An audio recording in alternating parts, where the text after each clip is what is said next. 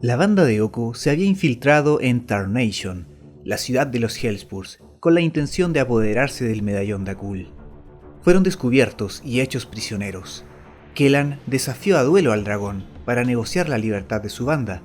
En medio del duelo, la ciudad fue atacada por el ejército de la Sterling Company, comenzando una batalla contra los Hellspurs. Oko aprovechó el caos para liberarse, reunió de nuevo a su banda y apoderándose del medallón corrieron hacia la bóveda. Kellan intentó seguirlos, pero fue capturado por la Sterling Company. Oko le dio la espalda a su hijo y no lo ayudó. Kellan se terminó de decepcionar de su padre y se unió a Ral Zarek y su plan de mantener la bóveda cerrada. Oko y su banda se estaban acercando a la bóveda cuando fueron alcanzados por Akul y los Hellspurs. La Sterling Company no había logrado derrotar al dragón. Comienza la batalla definitiva. Oko y Vraska siguen avanzando hacia la puerta de la bóveda, dispuestos a abrirla, mientras el resto del equipo se enfrenta a los Hellspurs. Rakdos se abalanza contra Akul y ambas criaturas demuestran su fuerza en combate. Oko, frente a la cerradura de la bóveda, sacó la llave. A centímetros del antiguo mecanismo, una luz brilló en reconocimiento. Es hora de descubrir lo que estás ocultando. En ese momento, una enredadera dorada atrapó la muñeca de Oko y le hizo botar la llave. Habían llegado Kellan y Ral Zarek para evitar la apertura de la bóveda. Vraska se puso rígida, mirando a Ral. No deberías haber venido aquí. ¿Por qué estás haciendo esto?, demandó Ral. Somos amigos, Vraska. También fuimos enemigos una vez, respondió ella. La electricidad chispeó en las manos de Ral. Aún puedes regresar a Ravnica. No sé qué te pasó, ni dónde has estado todo este tiempo, pero no tiene por qué ser así. Vraska gruñó. La única manera de arreglar lo que he hecho es obteniendo lo que hay dentro de la bóveda. Oko se estremeció. ¿Para arreglar lo que he hecho? Las palabras rebotaron en su mente como piezas de un rompecabezas que no encajaban del todo. Sabía que Vraska aceptó este trabajo a cambio de una recompensa. Sabía que Achiok la había contratado, al igual que él. Pero lo que no entendía era el hambre en la voz de Vraska. Como si no solo quisiera la recompensa, sino que la necesitara. Normalmente, la desesperación de los demás era algo que a Oko le encantaba. Hacía que las personas fueran fáciles de manipular y aún más fáciles de negociar. Pero las personas que mantenían en secreto su desesperación no eran dóciles, eran peligrosas. Los pensamientos de Oko fueron interrumpidos cuando Kellan lo increpó con ira por haberlo abandonado. A pesar de que Oko intentaba explicarle que volvería por él y le daría su parte del tesoro cuando todo terminara, Kellan seguía recriminándole su actuar y su nulo afecto. Oko bajó la barbilla. «¿Puedes ayudarme?», dijo con frialdad, «o puedes quitarte de mi camino». Empezó la pelea entre padre e hijo, cada uno usando sus enredaderas mágicas, pero la fuerza y magia de Oko eran superiores e inmovilizó a Kellan con agresividad. «Hay tantas cosas que podrías haber aprendido, hay tantas cosas que yo podría haberte enseñado. Nuestro linaje es más poderoso de lo que crees, y hay algo que debes saber sobre mí. No me gusta que la gente me diga qué hacer», dijo Oko, mientras preparaba otro ataque de enredaderas. En ese momento intervino Annie, quien desde la distancia disparó su rifle de truenos para rozar el hombro de Oko. Una advertencia, había fallado a propósito. Oko invocó su magia, esta vez para atacar a Annie, pero Kellan se interpuso. Con sus ojos brillando de un extraño color verde, lanzó un hechizo mental que empezó a calmar a su padre. Kellan se apoderó del medallón.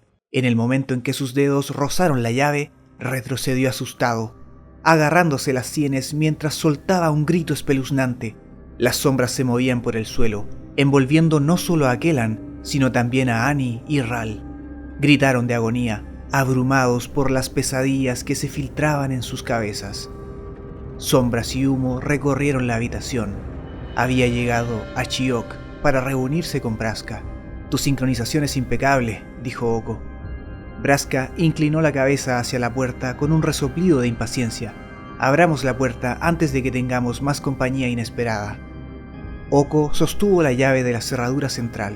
El metal se estremeció antes de encajar en su lugar. y girando el medallón, abrió por fin la puerta de la gigantesca bóveda.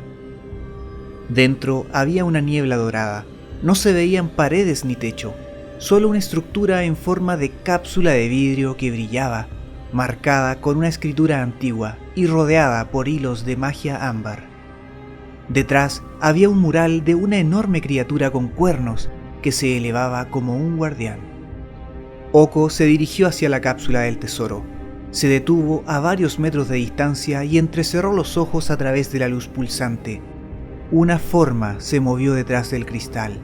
Adentro de la cápsula había algo que estaba vivo. Ashiok pasó flotando, con los pies apenas tocando el suelo. Por fin, reflexionó, moviéndose hacia la cápsula. Presionó sus afiladas uñas contra el cristal. Te he encontrado. La criatura dentro rozó la barrera de vidrio como si estuviera alcanzando los dedos extendidos de Ashiok. Justo entonces, una ilusión se desvaneció. Una que Ashiok llevaba usando desde hacía algún tiempo. La oscuridad se evaporó, y debajo de la capa con capucha de Ashiok estaba Jace Beleren. Las fosas nasales de Oko se dilataron. Al embaucador no le gustó que lo engañaran. Llegó Annie y se concentró únicamente en Jace. Usando su ojo mágico se dio cuenta que el mago ocultaba algunas cicatrices con otra ilusión. ¿Tus cicatrices? ¿Esos tapones? ¿Qué te pasó?, preguntó ella. Los penetrantes ojos azules de Jace se llenaron de resentimiento. Estás buscando secretos que no te corresponde a ti descubrir. Levantó una mano y le hizo un gesto a Annie. Cuando cayó al suelo, ya estaba dormida. Jace se volvió hacia la cápsula y presionó ambas manos contra el cristal. El vidrio se hizo añicos y una pequeña criatura descansaba sobre lo que quedaba del altar. Su cuerpo estaba cubierto de pelaje naranja y tenía un único mechón de pelo color crema, encajado entre dos cuernos oscuros y una larga cola enrollada alrededor de sus patas. Su nariz se movió, sintiendo el aire libre, y un par de grandes ojos verdes se abrieron como si la criatura hubiera estado dormida durante mucho tiempo. Jace tomó a la criatura en sus brazos y la acunó contra su pecho, y presionando un dedo contra su frente, la envió nuevamente a dormir. «Descansa ahora», dijo Jace. «Ya habrá tiempo para que nos conozcamos». «¿Qué está sucediendo?», exigió Oko. «Dijiste que había energía en la bóveda, pero esto es un niño, un bebé». «Él es mucho más que eso», respondió Jace, con los ojos brillando mientras asentía con la cabeza a alguien detrás de Oko. Oko se volvió, pero Braska ya estaba esperando. «Tus servicios ya no son necesarios». Los ojos de Braska brillaron con magia dorada, y Oko sintió que la rigidez se extendía por sus pies de inmediato. Cuando miró hacia abajo, sus piernas ya se habían convertido en piedra. Oko luchó contra el dolor de la traición, mientras el hechizo de petrificación llegaba hasta su cuello. En aquel instante, salió de Thunder Junction, caminando entre planos. Kellan llegó al interior de la cámara, viendo a Braska junto a un extraño que cargaba a un niño dormido. La atención de Kellan se centró en Annie, que yacía inmóvil, cuando el suelo se estremeció y aparecieron grietas en la puerta de la cámara, la que se empezó a desmoronar, y cayeron rocas como granizo. Braska y el extraño habían desaparecido. Kellan tomó a Annie y la ayudó a ponerse de pie para escapar del inminente colapso de la bóveda. En el escape se encontraron con Ral, que se había despertado confundido. «El techo se está derrumbando», dijo rápidamente Kellan. Ral miró confundido al altar medio roto. «Pero el tesoro... ya no importa. Lo que sea que había dentro de esta bóveda ya no está». Se apresuraron en salir, zigzagueando entre el desorden de rocas que caían y la lava fundida que comenzaba a salir por las grietas del techo. Cuando iban llegando a la salida, la mayoría de los Hellspurs ya habían huido. Akul estaba tirado en el suelo, con los ojos cerrados en señal de derrota. Rakdos había vencido. El resto de la banda de Oko se apresuró en escapar. Kellan le dijo a Ral que se llevaría a Annie volando. «Aléjate lo más que puedas de Tarnation. Iré a buscarte cuando sea seguro», dijo Ral, invocando un relámpago y desapareciendo. Justo entonces Akul despertó, agarrando con fuerza a Annie. Ella gritó alarmada, pateando las garras del dragón. El pánico se apoderó de Kellan y luchó por concentrarse. Levantó las manos, listo para convocar un par de espadas de energía, cuando recordó lo que su padre había dicho sobre su línea de sangre y el poder que fluía a través de él. Dejó caer las manos y respiró hondo, estabilizando su magia, y envió una voluta de energía dorada hacia Akul como un señuelo, lento y estratégico. En el momento en que sus miradas se cruzaron, Kellan saltó a la mente de Akul sin previo aviso. Excavó profundamente en el núcleo del dragón, superando la ira y la sed de sangre que lo rodeaban. Cuando la magia de Kellan se aferró al alma de Akul, se mantuvo firme y amortiguó cada gramo de lucha hasta que el dragón no fue más que una marioneta. No fue solo hipnosis, fue control. «Libérala», ordenó Kellan. Las garras de Akul se alejaron y Annie cayó al suelo. Detrás del dragón, la montaña rocosa se rompía pieza por pieza. Piedras irregulares cayeron al suelo y la lava brotó de cada grieta, derramándose como una herida abierta hacia la ciudad de Tarnation. Los ojos de Kellan no dejaron a Akul. No podía dejarlo en libertad. Tenía que terminar ahora. Envió otra oleada de magia a la mente de Akul. «Vuelve al interior de la bóveda y no salgas». A pesar del sutil brillo en sus ojos que sugería que una parte de él entendía lo que estaba sucediendo, Akul obedeció. Caminó de regreso a la entrada de la bóveda que se derrumbaba, arrastrando lentamente la cola detrás de él. Kellan observó cómo la silueta del dragón desaparecía mientras las rocas que caían sellaban la abertura. Cuando el suelo se partió y la montaña flotante comenzó a arrojar los últimos escombros, Kellan agarró a Annie y huyó por el cielo. Lo último que vio de la bóveda fue un orbe dorado gigante, que era todo lo que esa roca había ocultado. En un momento la bóveda estaba allí, pero luego se disparó hacia las nubes y desapareció de la vista. Por otro lado, Oko se había librado del hechizo de petrificación de Vraska gracias a su capacidad de cambiaformas. Así se reunió con los que quedaban de su banda, en el salón de siempre. Malcolm y Calzón se habían ido, ya que su lealtad siempre estuvo con Vraska. El resto se quejó con Oko por el fracaso de la misión. Habían sido engañados por Jace. Pero nada de eso tenía importancia ahora.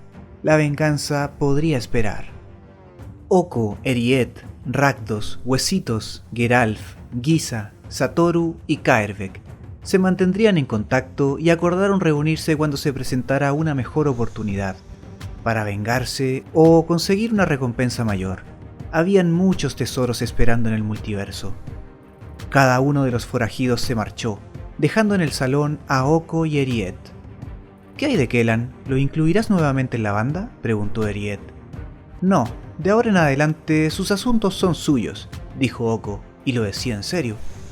Conocer a Kellan no había sido parte del plan, tampoco lo fue traicionarlo, pero ambas cosas sucedieron, y Oko no tenía intención de sentir pena por ello. Kellan estaba a salvo, eventualmente superaría lo que pasó entre ellos, quizás sus caminos se vuelvan a cruzar algún día. Oko no había tenido un gran padre, le hubiera gustado ser mejor con su propio hijo si las circunstancias hubieran sido diferentes. Enderezó los hombros y parpadeó para alejar el pensamiento.